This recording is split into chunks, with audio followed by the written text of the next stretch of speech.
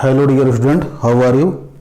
Welcome to my YouTube channel Kamal Ahmad Perfect Classes Biology. Dear student, today I start about in this video the topic of insertion of desired gene into vector DNA to producing recombinant DNA molecule.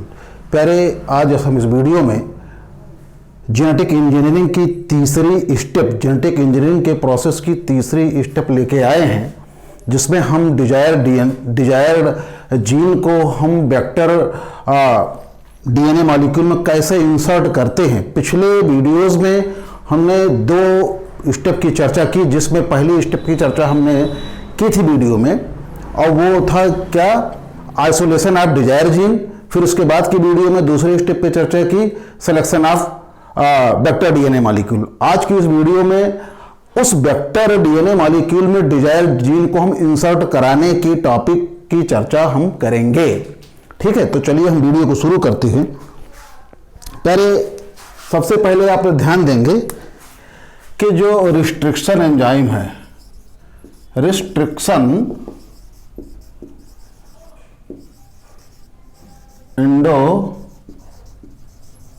Nuclease enzyme है, इस enzyme को क्या काम करते हैं,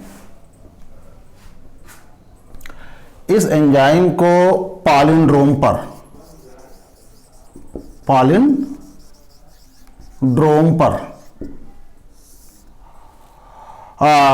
reaction के through इसको हम दो टाइप में, कितने टाइप में बांटते हैं, 2 टाइप में। ठीक है, मतलब ये कि इस स्टेप में सबसे पहले हमें देखते हैं कि जो रिस्ट्रिक्शन एंडोन्यूक्लियेज एंजाइम है उसको पालिंड्रोम पर रिएक्शन के थ्रू 2 टाइप में बांटते हैं। टाइप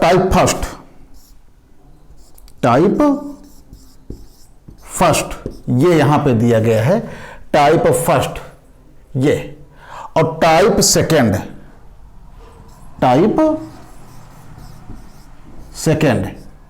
ठीक है। और ये टाइप फर्स्ट जो है आप यहां देख रहे होंगे, टाइप फर्स्ट ये है जिसको हम कहते हैं क्या, ये ब्लंट होता है, और टाइप सेकेंड जो होती है वो स्टिकी होती है। मतलब ये कि उसके कटिंग के आधार पर रिस्ट्रिक्शन एंजाइम को पालिंड्रोम पर रिएक्शन के बेस पर उसको हम 2 टाइप में बांटते हैं। पहला है टाइप फर्स्ट जिसको वो ब्लंट एंड कहते हैं, क्योंकि इसकी जो सरफेस होती है वो स्मूथ होती है। और टाइप सेकेंड जिसको हम ए नंबर से देते हैं वो स्टिकी होती है। इसमें होता क्या है यार, इसमें जो रिस्ट्रिक्शन एंडोन्यूक्लियेज एंजाइम है वो सीधी दिशा में दोनों स्ट्रैंड को काटती है, सीधी दिशा में दोनों स्ट्रैंड को काटती है, एक ही डायरेक्शन में दोनों को काटती है, और ये ब्लंट होता है, मतलब वो उसकी सरफेस जो होती है वो स्मूथ होती है। इसके अलावा अगर हम टाइप सेकेंड की बात करें तो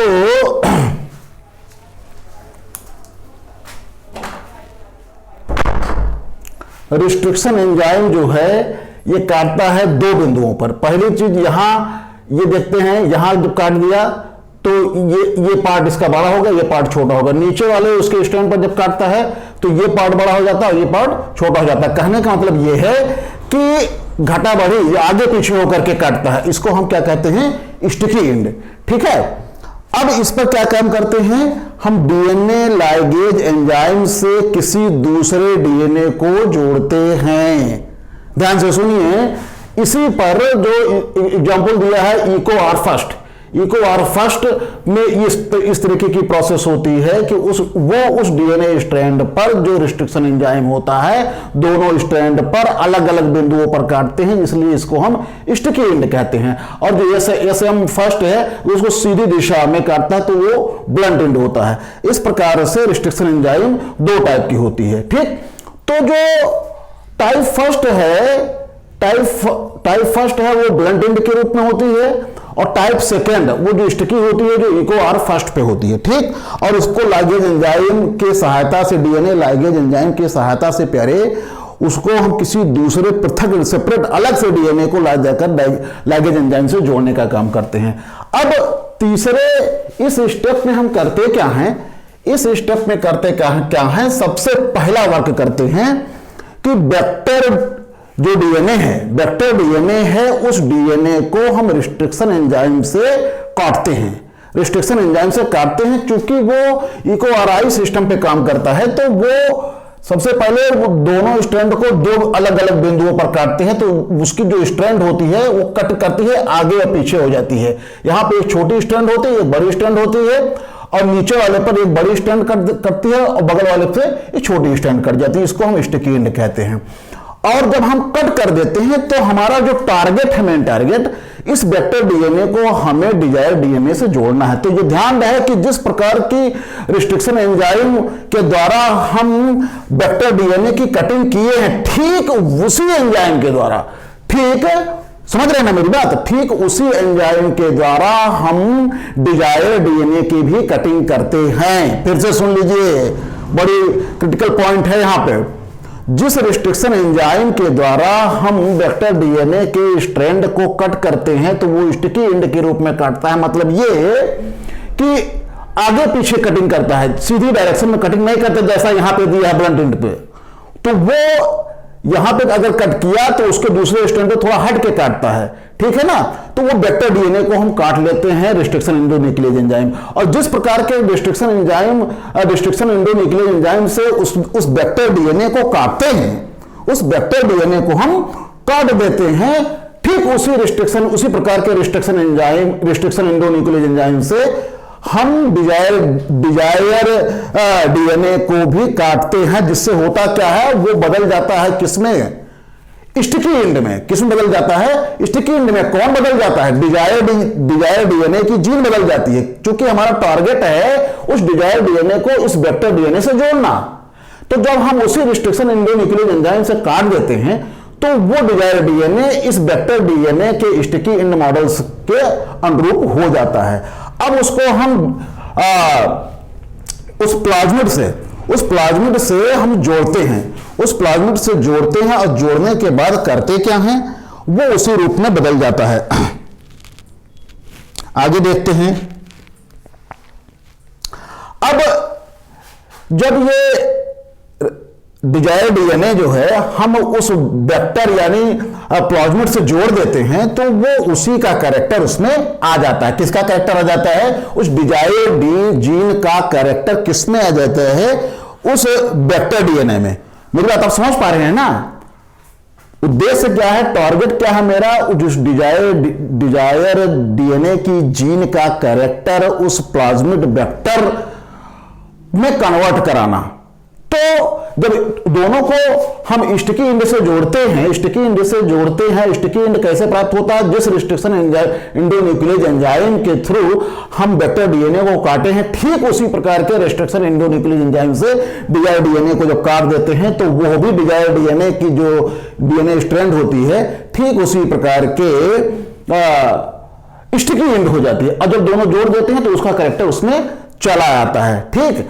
और इस प्रकार से यहां पे देखेंगे कि वो डीएनए लाइगेज एंजाइम के थ्रू, डीएनए लाइगेज एंजाइम के द्वारा उस डिजायर डीएनए को वेक्टर यानी प्लाज्मिड डीएनए से जोड़ना क्या कहलाता है, एनीलिंग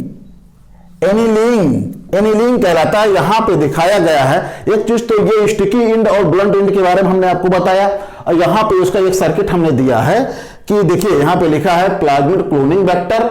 इस प्लाज्मिड क्लोनिंग वेक्टर को हम कट करके स्टिकी एंड के मेथड से हम काट देते हैं, जो अलग अलग बिंदुओं पर काटती है, और वहां पर इस डिजायर डीएनए के अलग अलग, देखिए यहां पे स्टिकी एंड में कटी है, यहां भी स्टिकी एंड में कटी है। इकोआरआई दिखाया, इकोआरआई फर्स्ट को दिखाया गया कट करके। अब इकोआरआई फर्स्ट को हम क्या काम करते हैं बेटा, इसमें जोड़ते हैं, और जब जोड़ देते हैं तो वो उस जुड़ने की प्रोसेस को हम क्या कहते हैं, एनीलिंग। किससे जोड़ते हैं, डीएनए लाइगेज एंजाइम से। ध्यान रहे कि, फिर मैं दोहरा रहा हूं कि ध्यान रहे कि जो कटिंग जिस प्रकार के रिस्ट्रिक्शन एंडोन्यूक्लियेज एंजाइम के द्वारा हम वेक्टर डीएनए के थ्रेड को काटे हैं, उसी प्रकार के रिस्ट्रिक्शन एंडोन्यूक्लियस एंजाइम से हम डिजायर्ड डीएनए को जब काटते हैं तो वो भी स्टिकी एंड में कन्वर्ट हो जाता, बदल जाता है, ठीक। और वो उसका कैरेक्टर, उस डिजायर्ड डीएनए का कैरेक्टर जो है उस वेक्टर डीएनए में चेंज हो जाता है, वेक्टर डीएनए में चेंज हो जाता है, मतलब डिजायर्ड डीएनए की जो कैरेक्टर है वो वेक्टर डीएनए में चेंज हो जाती है, उसका कैरेक्टर उसमें आ जाता है। तो आज की इस वीडियो में केवल इतना ही हम बताएंगे कि कैसे हम इंसर्शन ऑफ डिजायर्ड डीएनए, मतलब कैसे हम डिजायर्ड डीएनए को हम वेक्टर डीएनए में कन्वर्ट किए, वेक्टर डीएनए से जोड़े डीएनए लाइगेज के एंजाइम के थ्रू, और तब हमारा जाकर के वो रिकॉम्बिनेंट डीएनए मॉलिक्यूल तैयार हो जाता है, ठीक है ना। तो आज की इस वीडियो में हमने चर्चा किया कि डिजायर्ड डीएनए को हम वेक्टर डीएनए मॉलिक्यूल से जोड़ करके रिकॉम्बिनेंट डीएनए मॉलिक्यूल, कौन सा मॉलिक्यूल, रिकॉम्बिनेंट डीएनए मॉलिक्यूल को बनाए, जो डिजायर्ड डीएनए जो हमें जरूरत है, जिस प्रकार के जीन की हमें जरूरत है वो कैरेक्टर हमारे वेक्टर यानी प्लाज्मिड डीएनए मॉलिक्यूल में कन्वर्ट हो गई। और ये उसका रेखा चित्र है, यहां पे दिया गया है, representation of restriction endonuclease enzyme and by helping of DNA ligase enzyme desired gene added to plasmid vector, और ये रिकॉम्बिनेंट प्लाज्मिड बनके तैयार हो गया। और यहां पे जो जुड़ने की प्रोसेस है, जुड़ने की प्रोसेस है उसको हम क्या कहते हैं, एनिलिंग, मतलब ये डिजायर्ड डीएनए के वेक्टर डीएनए में जुड़ने की जो प्रोसेस है, जुड़ता है डीएनए लाइगेज से, उसको हम एनिलिंग कहते हैं। तो आज की इस वीडियो में बस इतना ही, और अगले वीडियो में हम मिलेंगे इसके फोर्थ स्टेप को लेकर के। तो अब वीडियो को लाइक कीजिए, शेयर कीजिए, और सब्सक्राइब ना किए हो तो सब्सक्राइब कीजिए। वीडियो को पूरा देखेंगे, टॉपिक क्लियर होगी, कॉन्सेप्ट क्लियर होगी। फिर मिलते हैं अगले वीडियो में। थैंक यू, धन्यवाद।